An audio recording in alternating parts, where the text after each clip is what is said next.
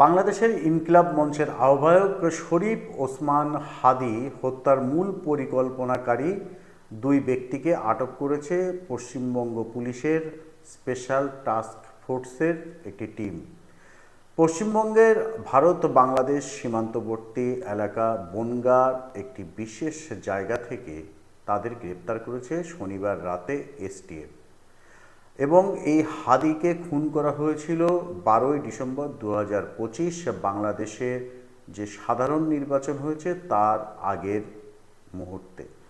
এবং এই হাদি খুনের পর ফয়সাল করিম তিনি কিন্তু ফেসবুক লাইভে এসে বলেছিলেন যে তিনি প্রাণ ভয়ে বাংলাদেশ ত্যাগ করেছেন এবং তিনি দুবাইয়ে আশ্রয় নিয়েছেন। সেই ফয়সাল করিম এবং তার সহযোগী আলমগীর গ্রেপ্তার হয়েছে বনগাঁ থেকে। বিষয়টা এখানেই রহস্যময়। যে ব্যক্তি বাংলাদেশ থেকে খুনের সাথে জড়িত নয় দাবি করে দুবাই গেলেন, সে কি করে বনগাঁ থেকে গ্রেপ্তার হলো? এবং এই দুবাই থেকে কি তাহলে সে ভারতে এসছে? এরকম একটা ধোঁয়াশা কিন্তু এই ফয়সাল করিম সে ফেসবুক একটি ভিডিও পোস্ট করে এমনটা দাবি করেছিল। বিষয়টা হলো যে এসটিএফ দাবি করেছে যে এই ফয়সাল করিম এবং আলমগীর হোসেন তারা হাদি হত্যার সঙ্গে জড়িত। তারা ভারত বাংলাদেশের যে সীমান্ত এলাকা মেঘালয়ের, সেই বাংলাদেশ থেকে সেই সীমান্ত এলাকা দিয়ে মেঘালয় রাজ্যে ঢোকে, তারপর সেখান থেকে পশ্চিমবঙ্গে আসার পর বাংলাদেশে ঢোকার আগে গ্রেপ্তার হলো। তাহলে এই ফয়সাল করিম তিনি যে দাবি করেছিলেন দুবাইয়ে আছে, তাহলে কি এই মেঘালয়ের কোনো গোপন ডেরায় বসে তিনি বিভ্রান্ত করার জন্যই এরকম একটা নীল নকশা এঁকেছিলেন? এরকম একাধিক প্রশ্ন আছে। পাশাপাশি এই হাদি হত্যার সাথে জড়িত এই যে ফয়সাল করিম এবং আলমগীর হোসেন, তারা কি খুনের আগে টোটাল পরিকল্পনাটা করেছিল? তারা খুন করবে, খুনের পরে তারা ভারতবর্ষে ঢুকবে, কোথায় আশ্রয় নেবে, সবটাই কি তাহলে খুনের আগে পরিকল্পনা করা? এমন অনেক প্রশ্নের উত্তর এসটিএফ 14 দিনের নিজেদের হেফাজতে নিয়ে খোঁজার চেষ্টা করছে। এবং আরও বেশ কিছু গুরুত্বপূর্ণ বিষয় আছে বাংলাদেশ কিভাবে এই দুই অভিযুক্তকে নিজেদের কাছে নেবে।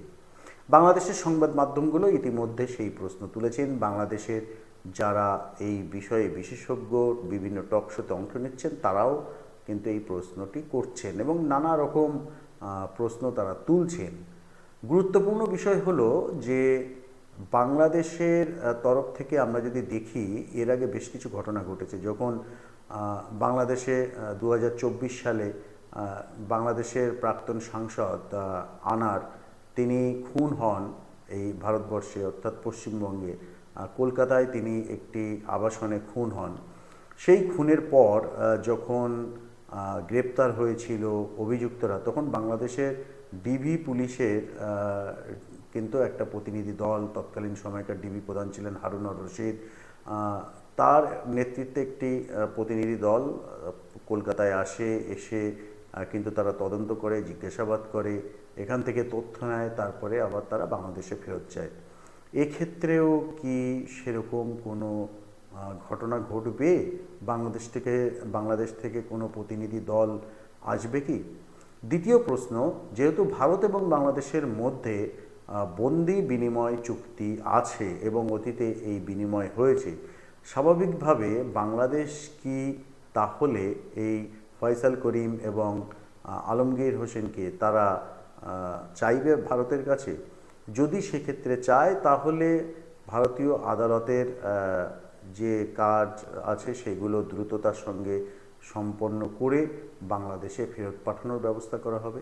এই দুটো সম্ভাবনা কিন্তু উঠে এসছে বাংলাদেশের সংবাদ মাধ্যমগুলো, যে টক শোগুলো হচ্ছে সংবাদ মাধ্যমগুলোতে, এবং বিভিন্ন প্রতিবেদনে এরকমটা কিন্তু আশা করা হচ্ছে। বাংলাদেশ সরকার কি করবে, ভারত সরকার কি করবে, দুই দেশের পররাষ্ট্র মন্ত্রকের বিষয়াধীন এই সিদ্ধান্ত তারা কিভাবে কি করবে এবং তারা আসবে নাকি চেয়ে নেবে। কিন্তু বেশ কিছু প্রশ্ন এখানেই, এই যে ফয়সাল করিম আমি শুরুতেই বলছিলাম, তিনি তো হাদি খুনের পরপরই ভিডিও পোস্ট করেছিলেন সমাজ মাধ্যমে এবং সেখানে তিনি দাবি করেছিলেন দুবাইয়ে আছে। দুবাইয়ে যিনি থাকবেন তিনি ভারতবর্ষে ঢুকলেন কি করে, নাকি আসলে তিনি বিভ্রান্ত করার চেষ্টা করেছিলেন তদন্তকারীদের। এবং এই যে ইনকিলাব মঞ্চের আহ্বায়ক হাদি, সেই হাদিকে খুনের পর বাংলাদেশের নির্বাচন প্রাক মুহূর্তে কিন্তু তোলপাড় হয়েছিল। হাদিকে খুন করালো কারা? আলমগীর এবং ফয়সাল করিম তো গ্রেপ্তার হলো। যারা এই দুই অভিযুক্তকে দিয়ে, এই দুই ধৃতকে দিয়ে খুনটা করিয়েছিল, তাদের নাম কি প্রকাশ্যে আসবে? পারবে কি এসটিএফ সেই নাম বার করতে? সেদিকে তাকিয়ে ভারত এবং বাংলাদেশের কর্তৃপক্ষরা, পাশাপাশি বাংলাদেশের আপামর জনসাধারণ, যে কাদের নির্দেশে এই ফয়সাল আলমগীররা খুন করেছিল হাদিকে, শুধু কি তারা দুজন ছিল, নাকি এই খুনের পিছনে আরও অনেকেই জড়িত আছে? আর কারাই বা পর্দার নেপথ্যে? সব প্রশ্নের উত্তর যেমন বাংলাদেশবাসী চাইছে, বাংলাদেশের কর্তৃপক্ষরা সেটা চাইছে কিনা সেটাও কিন্তু প্রশ্নের বিষয়। এমন প্রশ্নও উঠে আসছে বিভিন্ন টক শোতে, বিভিন্ন এক্সপার্টরা কিন্তু এই প্রশ্নটা করছে যে আসলে হাদিকে সরানোর পিছনে কারিগর কে? এবার কি তাহলে তার নাম প্রকাশ্যে আসবে? আর এই নাম যদি প্রকাশ্যে আসে, তাহলে বাংলাদেশের রাজনীতিতে নতুন আরও একটি অধ্যায় শুরু হবে। এবং এই ইস্যুটাকে কেন্দ্র করে বাংলাদেশে আরও কী কী হতে পারে, ঘটতে পারে, সেদিকেও কিন্তু অনেকে তাকিয়ে আছে। আরও একটি গুরুত্বপূর্ণ বিষয়, বাংলাদেশে আমরা দেখেছি অতীতে নারায়ণগঞ্জে 7 জনকে খুন করে নদীতে ভাসিয়ে ডুবিয়ে কিন্তু ভারতে আশ্রয় নিয়েছিল। আমরা দেখেছি বাংলাদেশের আনার প্রাক্তন সাংসদ, তার উপরে নজরদারি করে একটা পরিকল্পনা করে কিন্তু ভারতে আনা হয়, অর্থাৎ কলকাতায় আনা হয়। তারপরে তাকে খুন করে তার দেহ টুকরো টুকরো করে সেফটি ট্যাঙ্কের মধ্যে ফেলে দেওয়া হয়। উদ্ধার হয়েছিল সেই সমস্ত হাড় কঙ্কাল খাল থেকে, যেখানে ফেলে দেওয়া হয়েছিল, আর মাংসের টুকরো উদ্ধার হয়েছিল কিন্তু সেফটি ট্যাঙ্ক থেকে। নৃশংস এক হত্যাযজ্ঞ এই কলকাতার উপকণ্ঠে হয়েছিল বাংলাদেশের প্রাক্তন সাংসদ আনারকে খুনের ঘটনায় কিন্তু প্রকাশ্যে আসে। এরপর আমরা দেখলাম হাদিকে খুন করে এই দেশে, অর্থাৎ ভারতবর্ষে ঢুকে, মেঘালয় দিয়ে ঢুকে পশ্চিমবঙ্গে আশ্রয় নিয়ে আবার এখান থেকে বাংলাদেশে ফেরার চেষ্টা করেছিল ফয়সাল এবং আলমগীর। তার আগেই ধরা পড়লো এসটিএফের কাছে। বাংলাদেশের যারা দুষ্কর্ম করে থাকেন, এই নেটওয়ার্ক যারা চালান, তাদের নেটওয়ার্ক কি তাহলে পশ্চিমবঙ্গে আছে? যে এবং একের পর এক ঘটনা, যেভাবে পশ্চিমবঙ্গে কি তাহলে এরকম নেটওয়ার্ক তৈরি করা, এখানে খুন সংগঠিত করা, খুন করে এসে আশ্রয় নেওয়া বাংলাদেশিদের কাছে এতটা সহজ হচ্ছে কি করে? প্রশ্নটা স্বাভাবিকভাবেই কিন্তু ওঠে। এদিকে যদি আমরা তাকাই, তাহলে যে নিরাপত্তা দিকটি, সেটা যে বেশ ফাঁকফোকর, বিশেষ করে ভারত বাংলাদেশ সীমান্ত শেয়ার করা রাজ্যগুলো, যেমন আসাম, যেমন ত্রিপুরা, যেমন পশ্চিমবঙ্গ, যেমন মেঘালয়, তো স্বাভাবিকভাবে আরও এই নিরাপত্তা আঁটোসাঁটো করা উচিত। এবং আমরা দেখেছি এই নিরাপত্তা নিয়ে কিন্তু রাজনীতিও হয় কেন্দ্র রাজ্য, বিশেষ করে পশ্চিমবঙ্গের সাথে কেন্দ্রের যে রাজনৈতিক দুটি দল আছে, কেন্দ্রের শাসক দল বিজেপির সাথে পশ্চিমবঙ্গের শাসক দল তৃণমূলের নেতাদের নিয়ে কিন্তু নেতাদের মধ্যে এ নিয়ে বারংবার চাপানোতর হয়। এবং ভোট এলেই দেখা যায় যে পশ্চিমবঙ্গে আসে বিজেপির নেতারা, যে তালিকায় দেশের প্রধানমন্ত্রী নরেন্দ্র মোদী, দেশের স্বরাষ্ট্রমন্ত্রী অমিত শাহ, সহ অন্যান্য মন্ত্রী এবং নেতৃত্ব আছেন, যারা বারংবার প্রশ্নটি তোলেন যে ভারত ও বাংলাদেশের সীমানা কিন্তু সুরক্ষিত নয়। আরও একবার প্রমাণ হলো শুধু সীমানা নয়, বাংলাদেশের দুষ্কৃতীদের নেটওয়ার্ক ভারতবর্ষে কতটা সক্রিয় এবং এখানে যে কাজগুলো সংগঠিত করা যায় সেটাও কিন্তু দুষ্কৃতীরা বারংবার দেখিয়ে দিয়েছেন।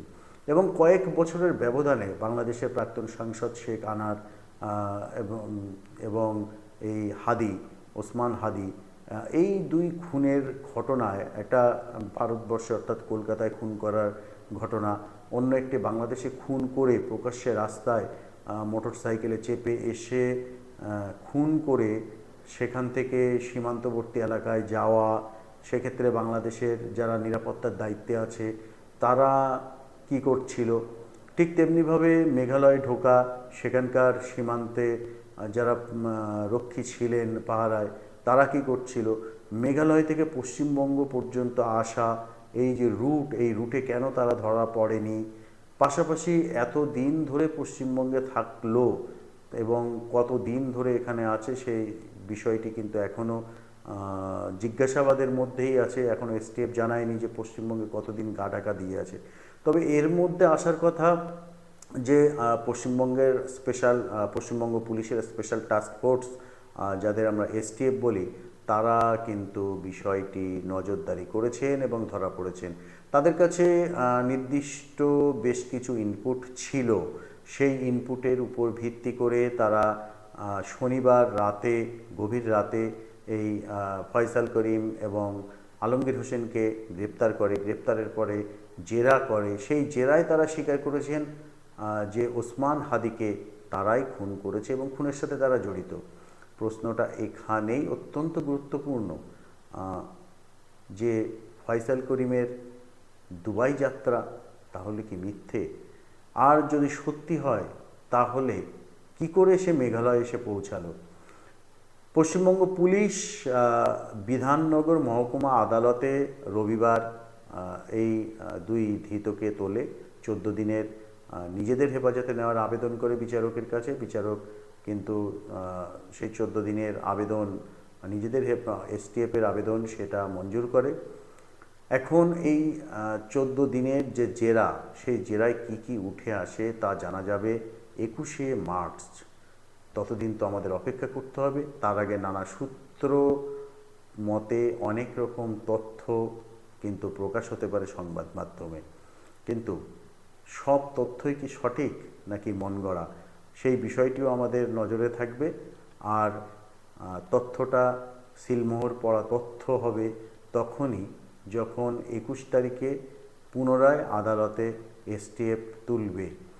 তো স্বাভাবিকভাবে অত্যন্ত চর্চিত বিষয় দুই বাংলার রবিবারের সন্ধ্যা থেকে যে বাংলাদেশের হাদি হত্যার সাথে জড়িত দুজন গ্রেপ্তার হয়েছে। ভারত এবং বাংলাদেশের মধ্যে এই যে বন্দি বিনিময় চুক্তি, সেই চুক্তি মোতাবেক বাংলাদেশ কবে ফেরত চায়, বাংলাদেশ থেকে কোনো প্রতিনিধি দল কলকাতায় আসবে কি না, সেই দিকেও কিন্তু তাকিয়ে আছে সংবাদ মাধ্যম থেকে শুরু করে বাংলাদেশ শুধু নয়, পশ্চিমবঙ্গের যারা এই বিষয়ে খবরাখবর রাখেন তারা সবাই তাকিয়ে আছে সেদিকে, পরবর্তী পদক্ষেপ কি হয় সেদিকে তাকিয়ে।